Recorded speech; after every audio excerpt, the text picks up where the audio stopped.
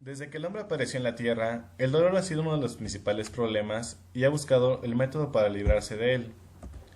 En la antigüedad, en los tiempos de Hipócrates y Galeno, se dieron los primeros pasos en la lucha contra el dolor con el uso de esponjas saporíferas.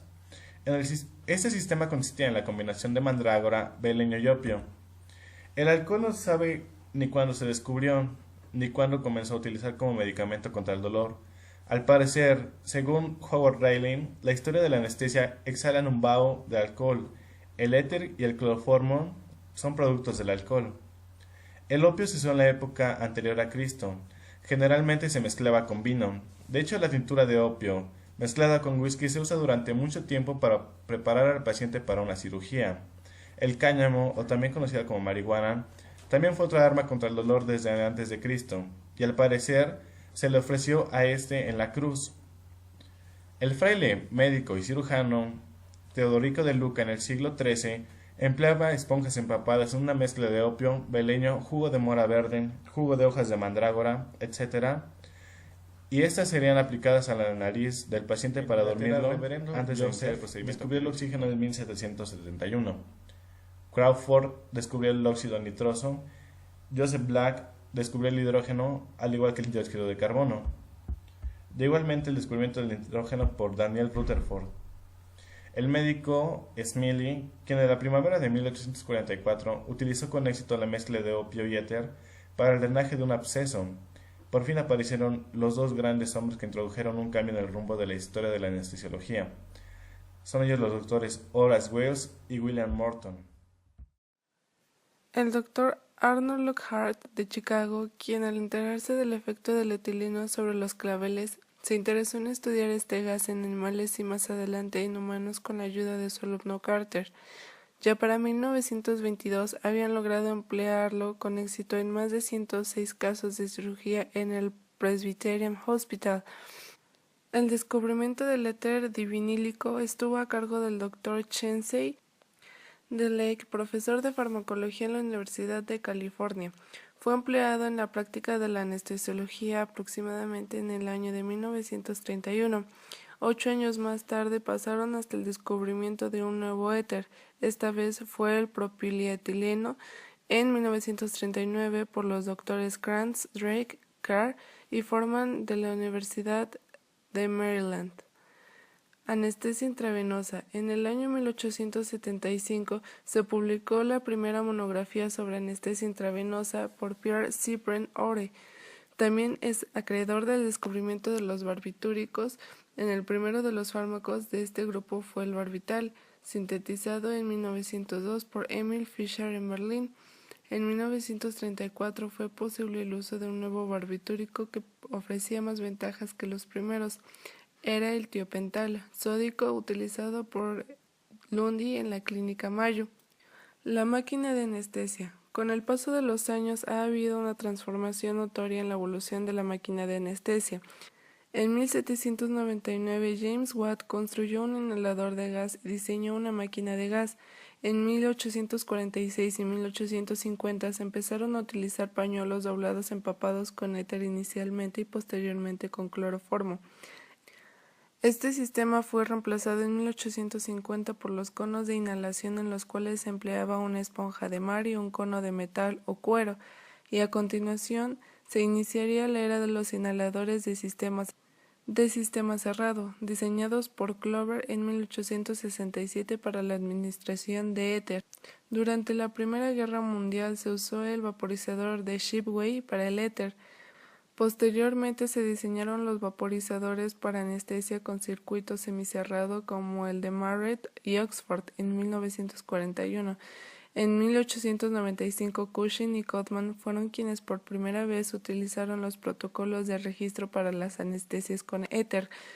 Un evento muy valioso fue el manguito para la medición de la presión arterial, dato que se adicionó a los registros de anestesia, además de los valores de frecuencia cardíaca y frecuencia respiratoria.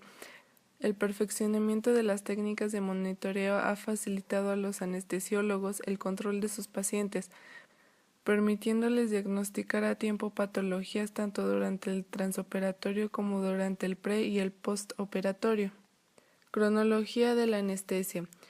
3000 años antes de Cristo, los asirios conocían un método eficaz para causar anestesia, comprimiendo la carótida a nivel del cuello con la consiguiente isquemia cerebral y la aparición de un estado comatoso, lo cual era aprovechado para la cirugía. En las civilizaciones ribereñas del Tigris y del Éufrates comenzaron a usarse los narcóticos vegetales como la adormidera, la mandrágora y el cannabis indica. Entre los años 400 y 700 a.C., los antiguos indios peruanos que masticaban cocoa con alcalinos conocían el adormecimiento en lengua y labios. En los años 460 y 377 a.C., Hipócrates usó la esponja soporífera impregnada con una preparación de opio, beleño y mandrágora. En el año 50 después de Cristo, Dioscórides da el origen primario de la palabra anestesia. En los años 130 y 200 después de Cristo, Paracelso, un genio del Renacimiento, y Raimundo Lulio mezclaban ácido sulfúrico con alcohol caliente, descubriendo que producía un profundo sueño.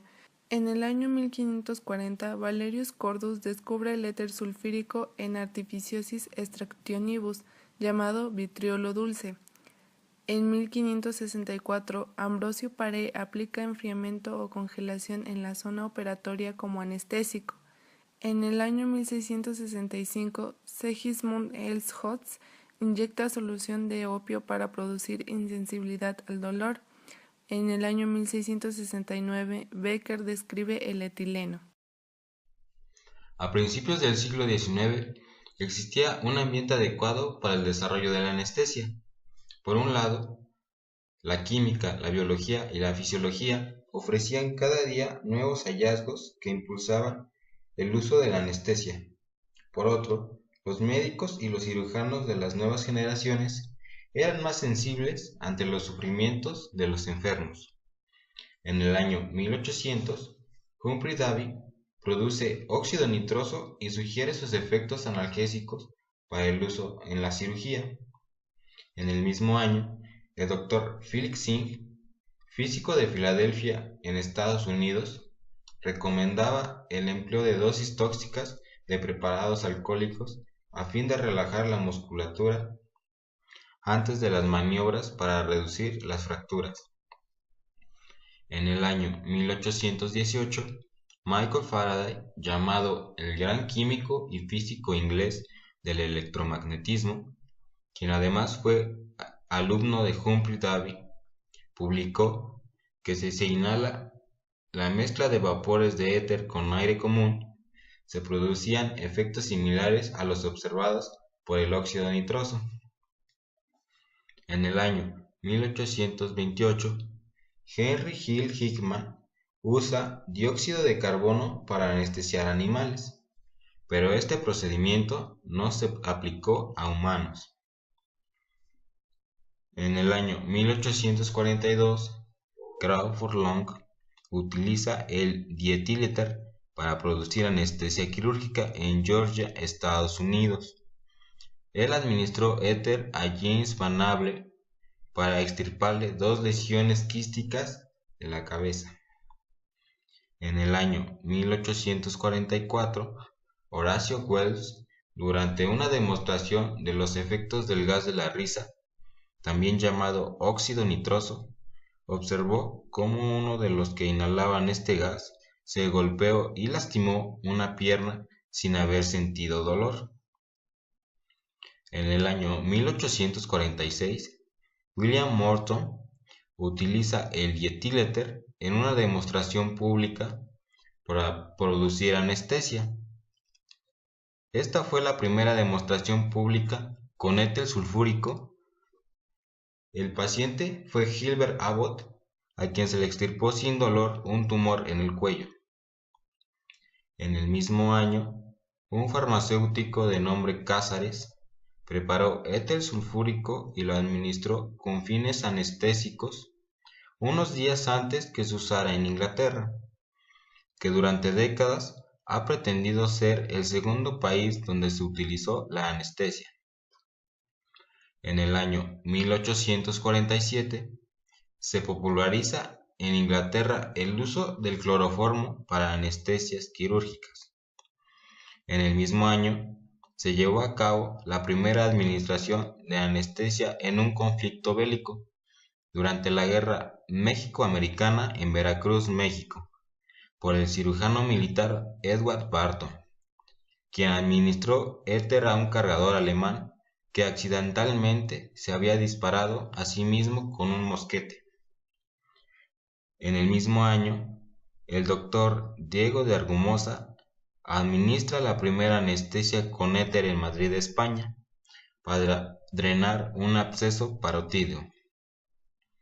En el mismo año, en Mérida, Yucatán, México, el doctor José Matilde Sansores administra la primera anestesia con éter en este país a un hombre para poder realizar la amputación de un miembro superior.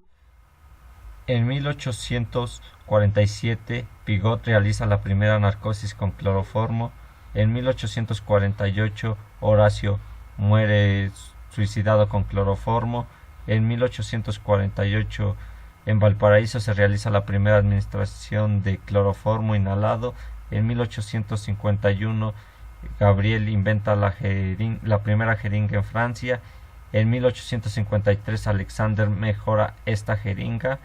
En 1853 se administra cloroformo a la reina Victoria para dar a luz al príncipe. En 1854 inventan agujas metálicas. En 1856 Claude Bernabé realiza el bloqueo funcional de la placa neuromotriz. En 1859 Albert Neff observó que el polvo de la cocaína tenía efectos. En 1872 se realiza el bloqueo del nervio periférico. En 1864 Van der Waals sintetiza el ácido valvírico. En 1864 en Bogotá, Colombia, se administra la primera anestesia con cloroformo. En 1853 realizan una cirugía de osteoma sublingual con cocaína. En 1856 se administra óxido nitroso. En 1870 Adolf da a conocer su fórmula para medir el débito cardíaco. En 1871 introducen el óxido nitroso en comprimido. En 1872 se administra hidrato de cloral intravenoso. En 1875 José propone la técnica de la anestesia. En 1878 el médico mexicano Pablo hace un trabajo refiriéndose al vapor de éter y cloroformo. En 1880 William Knight realiza la primera intubación endocranial. En 1887 Johann explica la importancia del dióxido de carbono. En 1884 Karch utiliza la cocaína para producir anestesia tópica. En 1884 utilizan la cocaína como anestesia local. En 1887 Paul investiga la relación entre el óxido nitroso y el oxígeno. En 1891 Teodoro realiza una tesis sobre la anestesia. En 1985 Christen realiza la primera intubación endocranial con laringoscopio.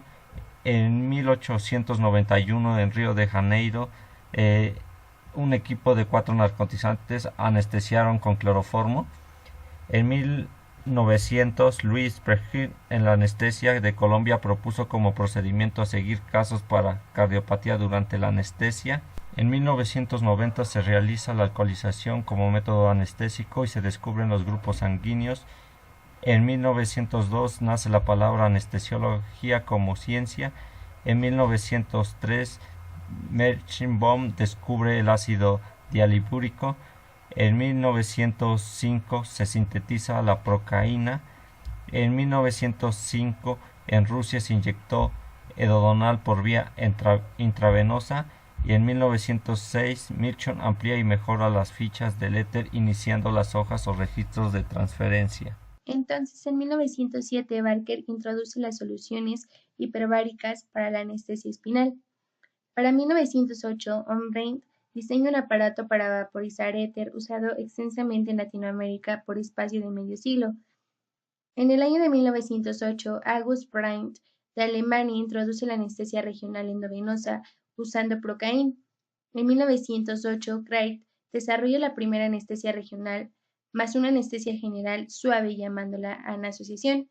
Un año después, en 1909, Burchard populariza la aplicación de éter y cloroformo por vía endovenosa.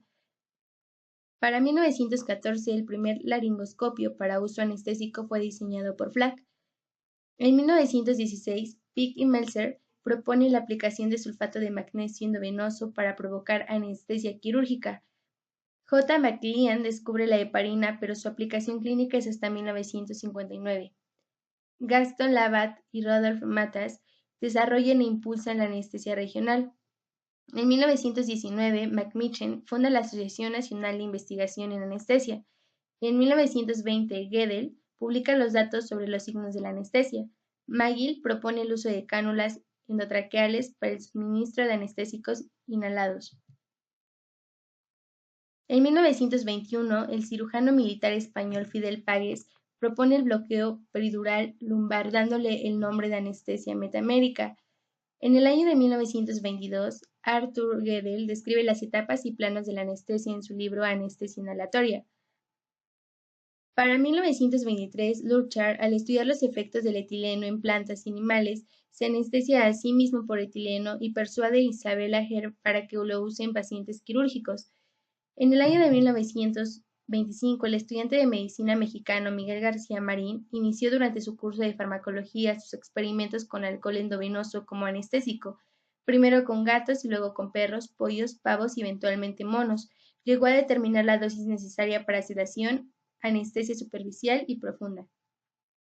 En 1928, Aislep sintetiza la tetracaína. En el año de 1929, Kirchner describe el trimoetanol como anestésico endovenoso. Cefras y McCallum usan el amilbarbital como anestésico endovenoso. En 1931, Dogliotti describe la inyección del alcohol en el espacio peridural para administrar analgesia. En el año de 1932, Helmut Witz usa clínicamente el exobarbital. Y para 1933, Waters utiliza el ciclopropano para producir anestesia quirúrgica.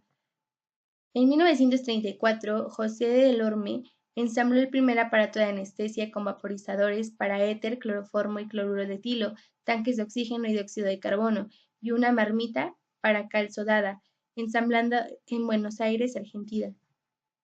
En 1934 se funda la Asociación Mexicana de Anestesistas con la colaboración de los primeros especialistas en este ramo, el Dr. Juan White Morquecho, Dr. Benjamín Bandera, Dr. Antonio Colina Barranco y el Dr. Vicente García Olivera.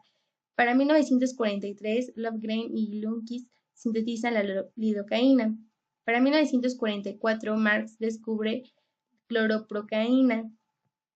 Para 1943, Gorch introduce a la aplicación clínica la lidocaína.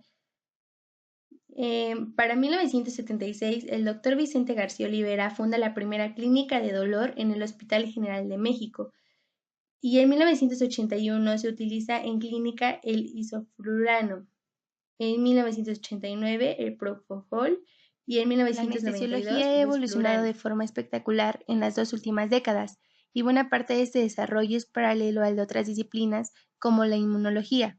La actuación del anestesiólogo se extiende a todos los aspectos implicados en el periodo perioperatorio, la cirugía, el propio procedimiento anestésico y otras aplicaciones asociadas alteran los mecanismos de la respuesta inmune del paciente y entran por tanto en el ámbito de control del anestesiólogo. La repercusión que tienen sobre el paciente es importante, dado que supone un mayor riesgo de infección postoperatoria y un aumento en la recurrencia de enfermedades neoplásicas. En general, la cirugía y la anestesia inducen una depresión inmunitaria. Es posible demostrar un descenso en el número y actividad de las células inmunocompetentes circulantes y alteraciones de diversos signos en la síntesis de proteína de fase aguda y de interleucinas. Su estudio es complejo, dado que es difícil valorar el efecto aislado de cada factor implicado, y el diseño de los estudios experimentales o clínicos suelen aportar solo visiones sesgadas.